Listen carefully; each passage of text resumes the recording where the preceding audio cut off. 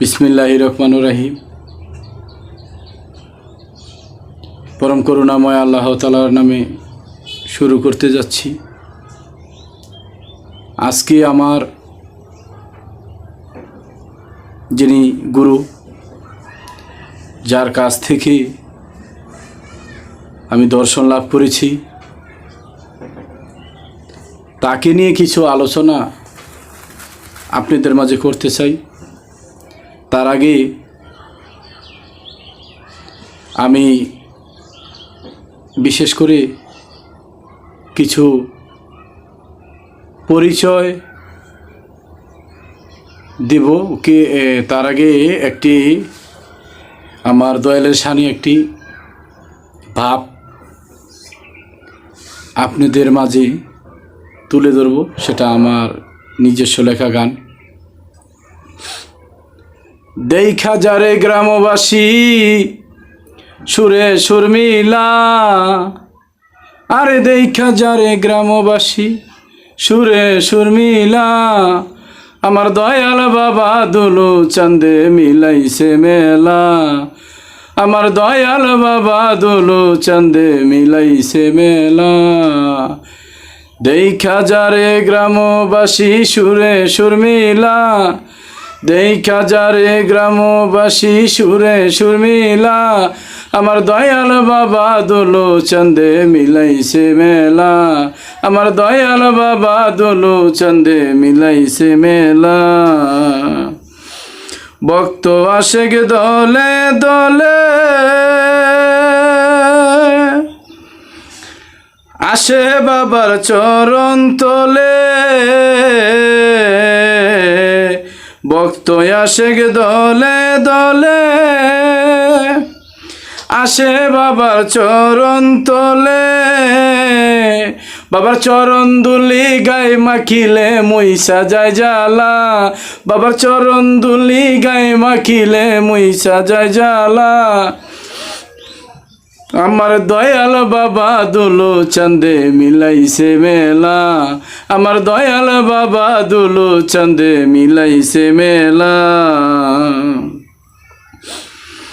আমি দয়ালের পাগল ছেলে,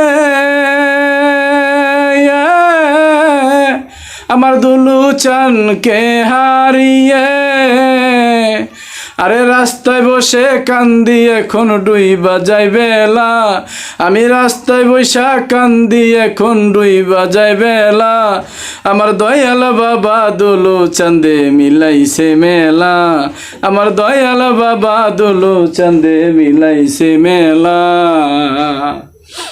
সাদ্দামে কয় রে আমার মন,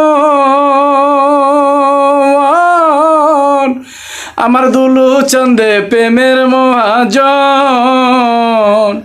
সাদ্দামে কয় রে আমার মন, আমার দুলু চাঁদে প্রেমের মহাজন, বাবাই দেশে দেশে প্রেম বিলাইয়া দেখাইছে খেলা, বাবাই দেশে দেশে প্রেম বিলাইয়া দেখাইছে খেলা, আমার দয়াল বাবা দুলু চাঁদে মিলাইছে মেলা। দেখা যারে গ্রামবাসী সুরে সুর মিলা, দেখা যারে গ্রামবাসী সুরে সুর মিলা, আমার দয়াল বাবা দুলু চাঁদে মিলাইছে মেলা। আমার এই গানটা আমার ভাবার্থ দিয়ে আমি লিখেছিলাম। আসলে পৃথিবীতে যার যার দয়াল আছে, তার তার দয়ালকে ভালোবেসে যতটুকু সম্মান, যতটুকু আরাধনা, যতটুকু প্রশংসা তার জন্য করা যায়, আমি মনে করি ভক্তের কুল থেকে তাই করা উচিত। গুরু বিষয়টা সাধারণ বিষয় না। গুরু এমন এক বিষয়, গু শব্দের অর্থ হলো অন্ধকার, রু শব্দের অর্থ আলো।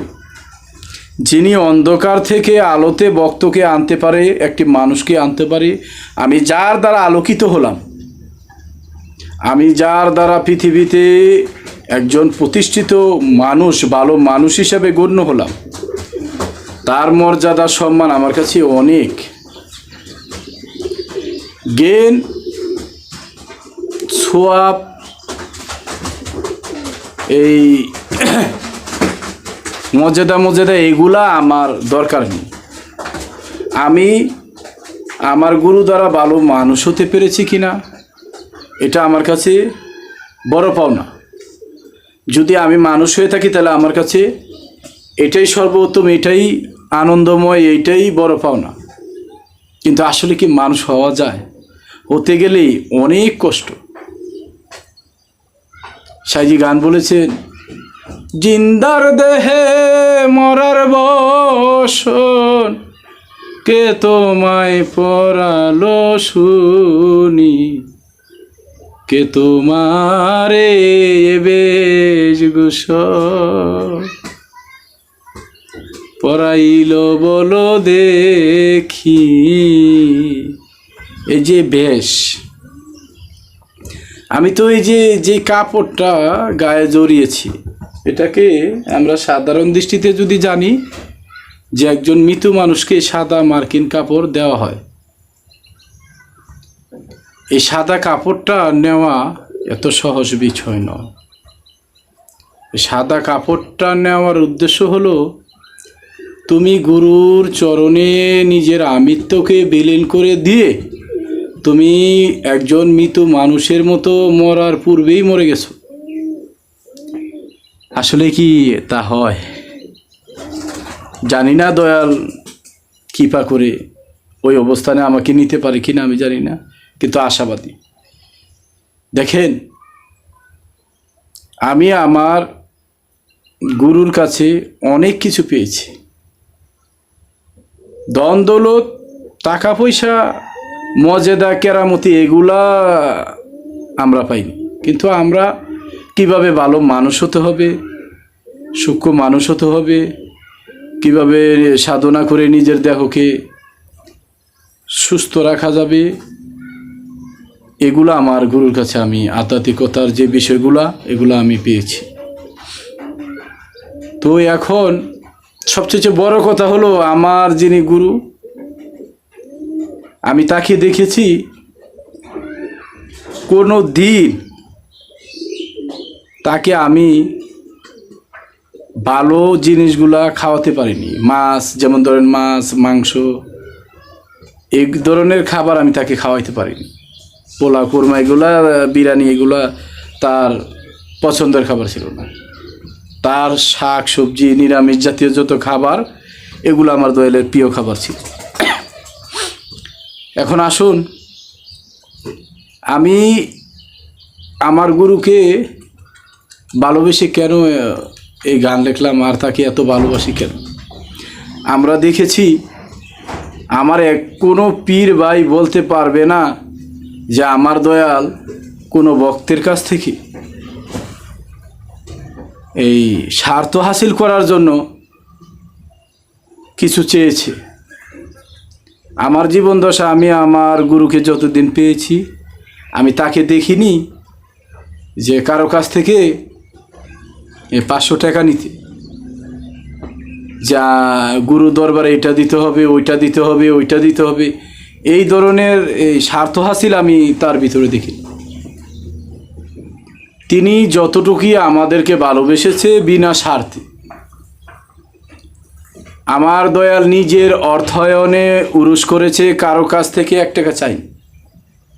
কেউ যদি খুশি হয়ে দিয়েছে, সেটা আমার দয়াল নিয়েছে। এখন আমরা অন্য দরবারের কথা বলতে চাইনি। আজকে সমাজে আমরা কুলুষিত, আমরা মানুষের মাঝে কথা বলতে পারি না। এই বিষয়গুলো নিয়ে আমি পরের একটি ভিডিও তৈরি করছি। ওই ভিডিওতে আপনারা পাবেন যে পীরেদের কেন বদনাম হচ্ছে,